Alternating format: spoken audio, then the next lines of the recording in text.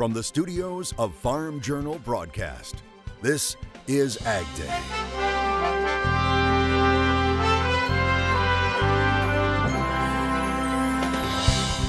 Coming up today on AgDay, finding a sweet treat in an unlikely place. People will say, that's hillside property, it's worthless, there's nothing here, $500 an acre.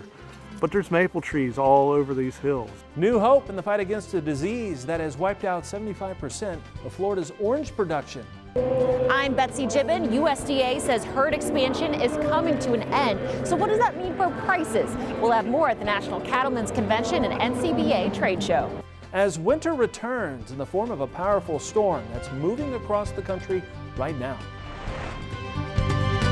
Good morning, I'm Clinton Griffiths. A large winter storm is bearing down on portions of Texas, the Mississippi Valley, and on up into the Ohio Valley and Great Lakes, bringing with it snow and ice. In Texas, some areas outside of Lubbock got 10 inches of snow. This photo coming from Carson County, Texas, a little further north of Lubbock, while 5 inches of snow was reported in Oklahoma City, the first significant snowfall of the season, closing nearby schools. While in Tulsa, it was a mixture of freezing rain and snow.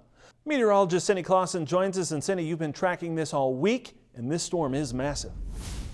Yeah, you got that right, Clinton. This is massive, and it's going to be affecting a lot of folks. It already has been, and it continues to push off to the east, and it's going to be bringing a lot of winter weather impacts to a lot of the nation. Let's take a look. Now, this is the snowfall estimate. This is the GFS model, the American model. So you can see the estimate through this morning, and then when you add on the next 24 hours, watch as that snow marches up to the northeast. Look at that, especially New York to Maine, where they're looking at potentially over a foot of snow. And then you notice at the tail end of that, another system coming in late in the weekend to parts of the upper Midwest. But this is going to be a fairly decent snow for a lot of the country. But on top of the snow, we have ice, and that's going to be an issue for folks as well. Looking at the ice accumulation, you can see that especially parts of central Indiana, right on through Ohio and Pennsylvania, all through this morning, you add on the next 24 hours, and that really is going to be a very big problem for a lot of folks in the southern half of New York, parts of northern Pennsylvania, into Vermont,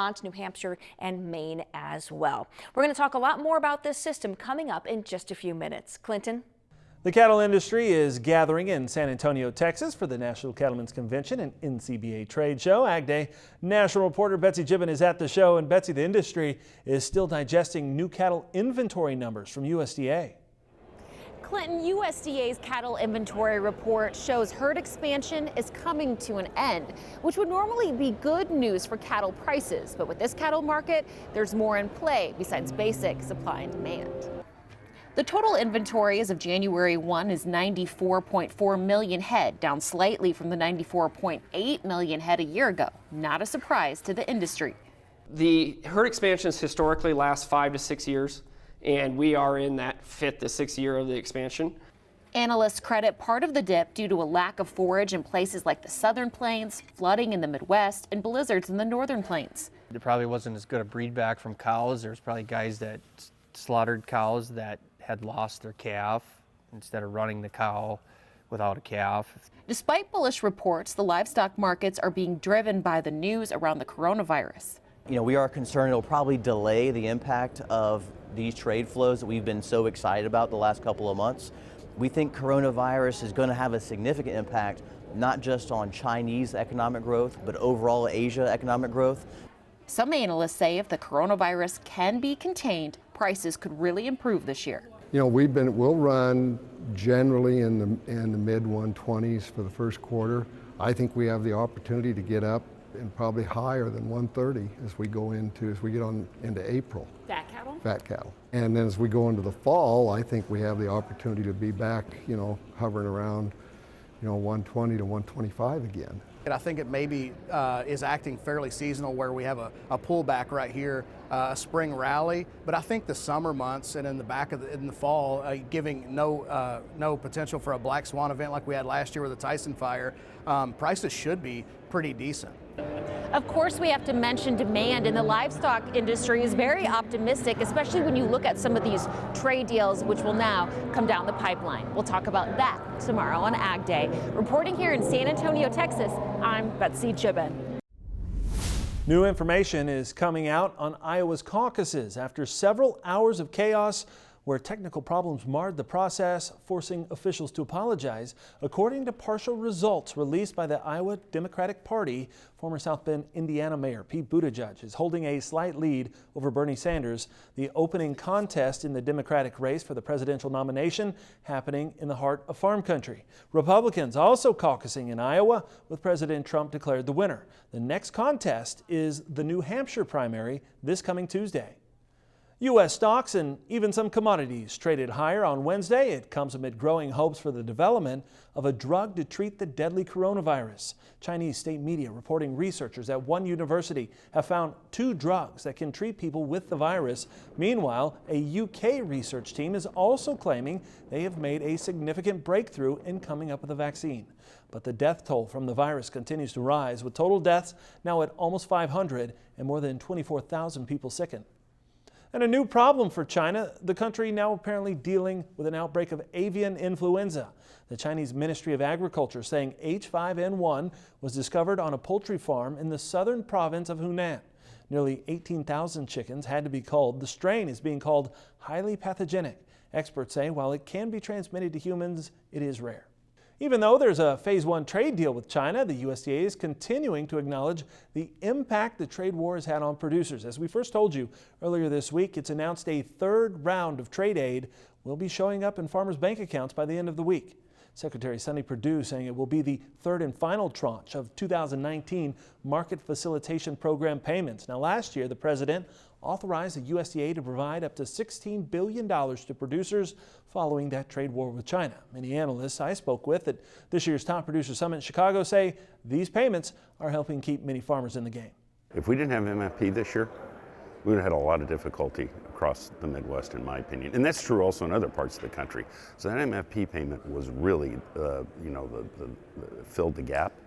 A possible breakthrough in the fight against citrus greening. Scientists have found that applying oak leaf extracts inhibits the bacterium that causes the devastating disease. Experts estimating the disease has cut Florida's orange production by 75% and led to plant quarantines in Southern California after being found in residential citrus trees. Scientists from the University of Florida and the USDA started investigating oaks after farmers noticed citrus trees planted near oaks survived.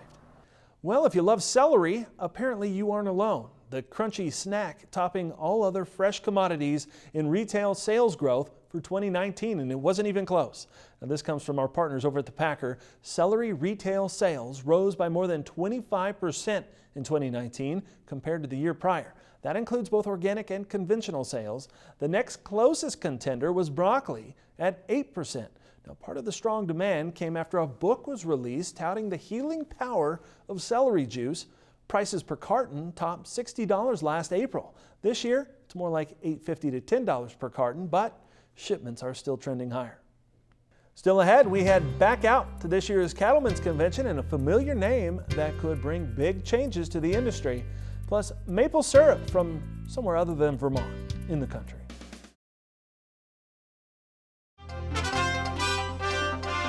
Ocean Spray Cranberries has fired its CEO and president. The company saying in its release it fired Bobby Chaco for violating the company's policy against harassment. Now, the company did not say what the violation was. Chaco had been president and CEO of the company since March of 2018.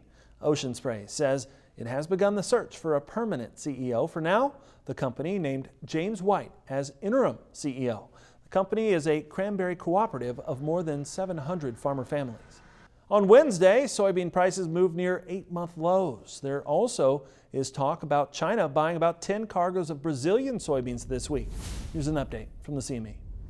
Today in the grain market, soybeans did rise. I think the technicals did reverse the market trend right now. It was oversold and futures did get a corrective rebound, thank goodness. That vaccine announcement for the coronavirus really eased some of the worries, and I think that finally that the slide on the downside was able to kind of come to a halt a little bit. There's still a few negative things that are dragging the market down, so it's really keeping it from having a big rebound. But today, at least, there was something positive that it started to come back somewhat since from the bottom on Monday. Now, corn was easier as well. There has been better weather in South America, and I think in Brazil and Argentina, that's helping the crops down there, and that's definitely a little bit weighty on the corn market. Certainly the stock market being up a few hundred points today definitely kind of lifted the spirits of a lot of the traders. So we had a little bit of a reprieve today. And if you're considering putting in a field of hemp this planting season, why don't you join us for one of our upcoming hemp colleges? We're planning events in North Carolina, California, Oregon, and Lubbock, Texas. You can learn more at agweb.com/events/hemp-college. Your next piece of equipment is on machinerypete.com. Search equipment from dealerships across the country to find what you're looking for. Only on machinerypete.com.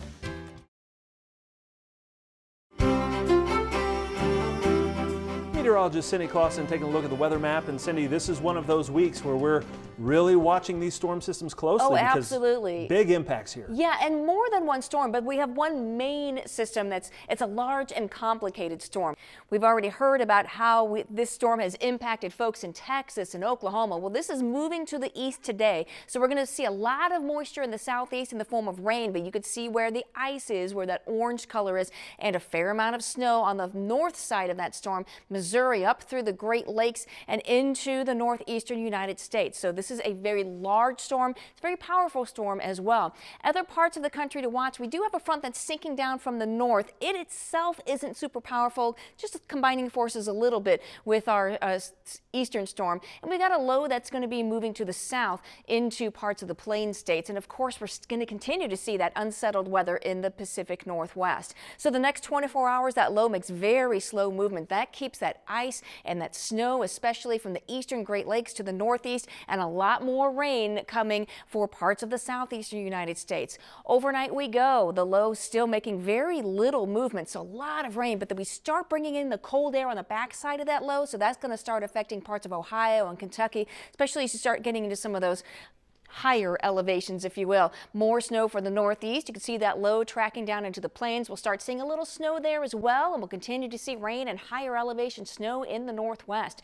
Through our Friday, the low finally starts to make a little bit more quick movement into the northeast, but we still are wrapping around that cold air on the backside, so we're going to continue to see snow, especially the eastern Great Lakes and eastern parts of the Tennessee and Ohio valleys. All right, let's take a look. We already showed you some of the snowfall amounts. I'm going to show you kind of a bigger picture of that as well, but look at all the rain over the past 24 hours. Continue that next 24 hours. Extremely wet in the southeastern United States. Up here, a lot of this is snow, and so obviously that is going to be piling up. As far as snowfall for the country here, you can see that this is our in-house model, and this is what it's showing as far as accumulation in the next 24 hours, really focusing on those same areas, the northeast, but a lot of heavy snows in parts of the mountain west as well. Now, as far as temperatures, we're going to be seeing 19 in Bismarck, so definitely on the cool side, and a lot of areas are a little bit more status quo. We don't see a whole lot of change in those temperatures. We're starting to cool down a little bit more in the southeast as that front moves a little further to the east, and we'll warm it up a little bit more, especially down in southern Texas as everything continues to pull away from you.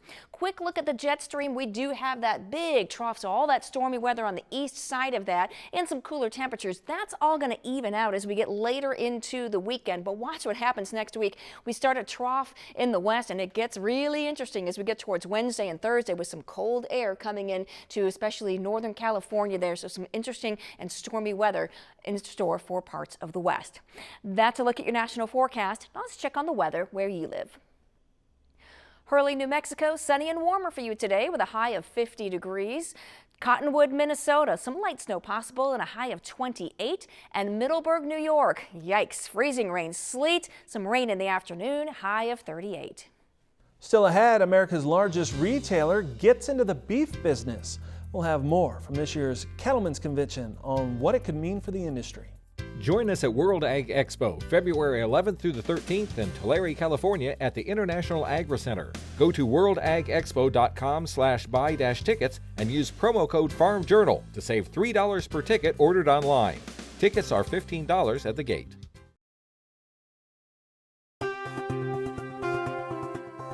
Walmart's new meat processing facility in Thomasville, Georgia is creating a lot of buzz in the industry. That 200,000 square foot facility opening earlier this month as an effort by Walmart to establish its own Angus supply chain. AgDay national reporter Betsy Gibbon joins us again from this year's NCBA convention. And Betsy, she spoke with Will Sawyer, the lead economist on animal protein at CoBank, for more on the impact of the industry. All right, well, let's talk about this Walmart end-to-end supply chain that's located in Thomasville, Georgia. This is one of the largest retailers that we have in the U.S. What kind of an impact would this supply chain have, especially on the industry moving forward? Well, I think the first implication is going to be for the consumer. The Walmart consumer is going to have products available to them they haven't seen before. But you're right, it does, stem all the way down to the cow-calf producer. So this is going to most likely see higher graded genetics. We're going to see specific feedlots, so that when the supply chain thinks about Walmart's new Angus supply, it's going to think about it in a very different way than what we've seen historically. So I think this is going to be mostly a test from the start, and then we'll see where it goes from here. I was just going to say, do you see this having a ripple effect with other industries following suit as well for an end-to-end chain? Yeah, in animal protein, we've been talking a lot over the last couple of years with the Costco chicken plant, outside of animal protein on the dairy side when Walmart built its dairy facility. Yes, I think we're going to see many more retailers, maybe even a few restaurants, get into the animal protein business, but in different ways. Obviously, beef is a different animal than some other proteins, a little bit more complicated. We'll see where this goes, but this is an important test. I know everyone across the industry is going to be watching it.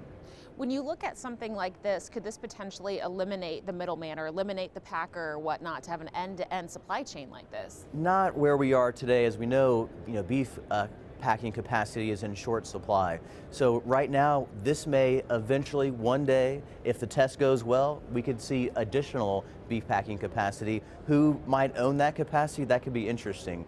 But it's really going to determine how does this test go before we go forward. But right now, this is adding capacity on the case-ready side, and the beef packer Creekstone Farms that is taking on this supply chain, they're expanding capacity. So this is coming at a very important time, as we saw last year after the Tyson plant fire, to add more capacity, which is definitely well needed. I don't have much time, but I have a quick question. There are some stipulations with hormone-free. Is that feasible, and how much of the U.S. herd is hormone-free? It is feasible, but you have to pay, right? It's not a free proposition. So yes, we're going to be adding capacity on the hormone-free side. It's only a few % of the industry today, but we'll see if that Walmart customer is willing to pay that premium when it does hit shelves the next few months. All right, there you have it. Thank you so much for the time. Thank you. Appreciate it. We'll be back with more Ag Day in just a moment. Does a stack of pancakes sound good right about now? You can't forget about the maple syrup. Still ahead, we show you how it's made by heading into the hills, but not in Vermont. Next.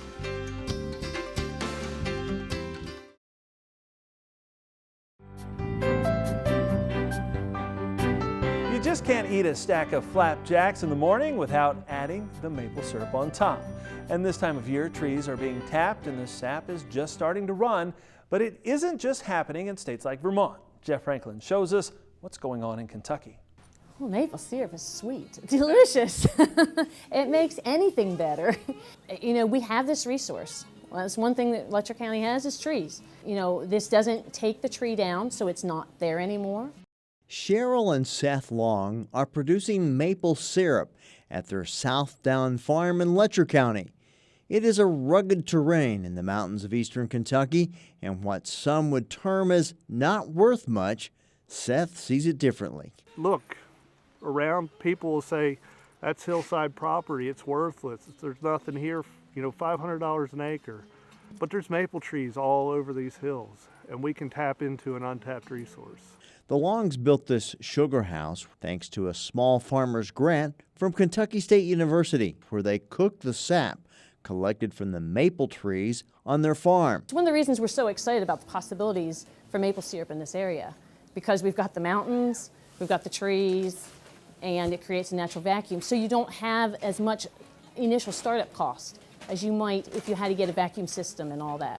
Using plastic tubing after tapping the trees, gravity takes over, forcing the sap downhill to a collection tank. It takes work to cook it down and to get everything set up, but there's a lot of people that are interested in the product. You don't have to worry about trying to sell this product. If you make it and you make it well, people want it. The Longs produced 38 gallons of maple syrup last year, and with 400 taps on trees this year, they hope to produce that much or more again. The Longs will be participating in the Kentucky Maple Syrup Day on February 1st as will the Letcher County Extension Office with its maple syrup demonstration and a pancake breakfast with, of course, maple syrup. From the University of Kentucky College of Agriculture, Food and Environment, I'm Jeff Franklin reporting. That's all the time we have this morning. We're sure glad you tuned in. From all of us here at AgDay, I'm Clinton Griffiths. Have a great day out in farm country.